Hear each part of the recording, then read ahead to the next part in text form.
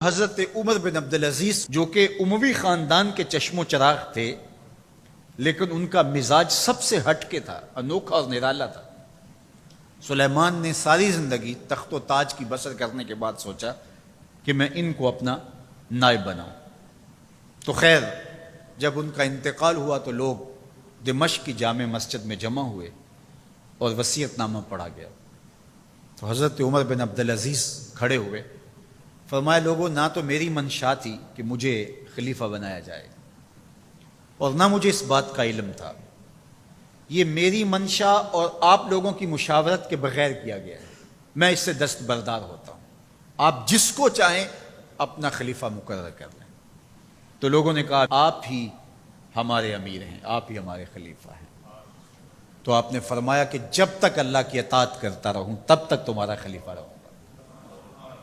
اور پھر آپ نے حکم نامہ جاری کیا کہ میری جتنی جائیداد ہے ساری بیت المال میں جمع کروائی جائے گی، اور جتنے بھی اموی شہزادے تھے ان کی جائیدادیں جو انہوں نے لوگوں کے ضبط کی ہوئی تھی سب کو بھگ کے سرکار ضبط کرنے کا حکم نامہ جاری کیا۔ مسجد سے باہر نکلے تو آپ کے لیے شاہی سواری لائے گی، فرمایا میرا خچر کافی ہے میرے لیے۔ گھر پہنچے تو اپنی بیوی فاطمہ بنت عبد الملک سے کہا، جو بادشاہ کی بیٹی ہے، بادشاہ کی پوتی ہے اور 4 بادشاہوں کی بہن ہے، ناز و نعم میں پلی ہوئی ہے، کہا اگر میرے ساتھ تم رہنا چاہو تو تمہیں اپنے سارے زیورات، زر و جواہر، سارا مال بیت المال میں جمع کروانا ہوگا اور فقیرانہ زندگی بسر کرنا ہوگی۔ اب اس پاک باز خاتون نے کہا کہ میں اس کے لیے تیار ہوں، میں فقیری کی زندگی کو ترجیح دیتی ہوں۔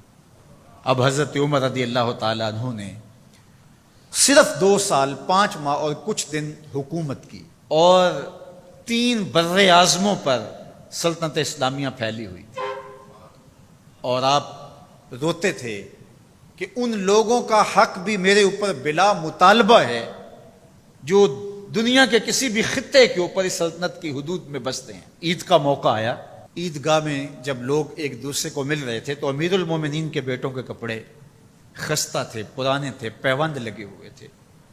تو آپ نے اپنے بیٹوں سے کہا کہ تمہیں شرم تو آ رہی ہوگی کہ امیر المومنین کے بیٹے ہو کے تمہیں ڈھنگ کا لباس بھی دستیاب نہیں ہے۔ تو آپ کا ایک بیٹا عبد الملک بن عمر بن عبدالعزیز جو آپ کی زندگی میں انتقال کر گیا تھا، اس نے کہا ہمیں اس بات پہ فخر ہے کہ ہمارے باپ نے خیانت نہیں کی ہے، ہمارا باپ دیانتدار ہے۔ جب گھر آتے ہیں تو آپ کی بیٹیاں آپ کو عید مبارک کہتی ہیں، آپ سے ملتی ہیں، لیکن منہ پہ کپڑا دھرا ہوا ہے۔ تو حضرت عمر رضی اللہ تعالیٰ عنہ عمر بن عبدالعزیز بولتے ہیں کہ بیٹی آپ نے چہرے کے اوپر کپڑا کیوں رکھا ہوا ہے؟ تو وہ کہتی ہیں ہم نے کچے پیاز سے آج کھانا کھایا ہے، تو اس لیے ہم نے کپڑا رکھا ہے کہ آپ اس کی سمیل محسوس نہ کریں۔ تو حضرت عمر بن عبدالعزیز رو پڑتے ہیں اور فرماتے ہیں کہ کس باپ کا جی نہیں چاہتا کہ میری اولاد آسودہ ہو، لیکن میں آخرت سے ڈرتا ہوں۔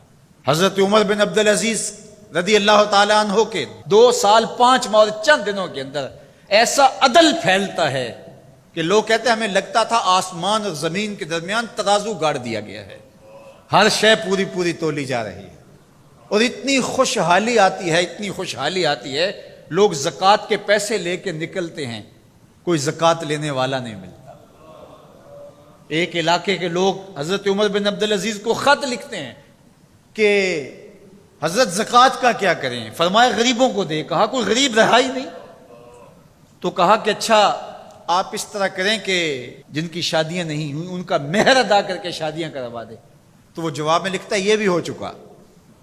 تو کہا لوگوں کو قرضہ دے دیں۔ کہا کسی کو قرضے کی ضرورت ہی نہیں ہے۔ تو پھر فرماتے ہیں اچھا غیر مسلموں کو قرضہ دیں تاکہ وہ کھیتی باڑی کر کے زراعت کے کام کو بڑھائیں۔ یہ عمر بن عبدالعزیز کا دور ہے۔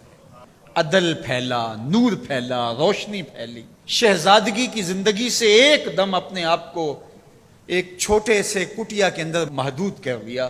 اللہ اکبر۔ حضرت عمر بن عبدالعزیز رضی اللہ تعالی عنہ مسلمانوں کے نامور خلیفہ ہے، اور ان کو